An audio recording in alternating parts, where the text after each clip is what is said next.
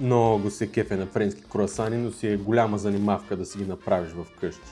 Към аромат го докарва на круасани, да видим и как е отвътре. Затова, когато ми се прияде, просто си правя този хляб с квас. Стъпките за приготвяне не се различават от стандартен такъв, единствената разлика е, че добавям масло. И то бая. За да не се разтопи прекалено бързо, го настъргвам, като съм го извадил директно от фризера. И както е по принцип в рецептите без месене, правя прегъване на тестото, за да помогна на глутена да се развие. А маслото остава вътре. И така правя това общо 3 пъти. Няколко часа по-късно, когато е готово за оформяне, добавям още масло, след което отива в хладилника, за да се почине до утре.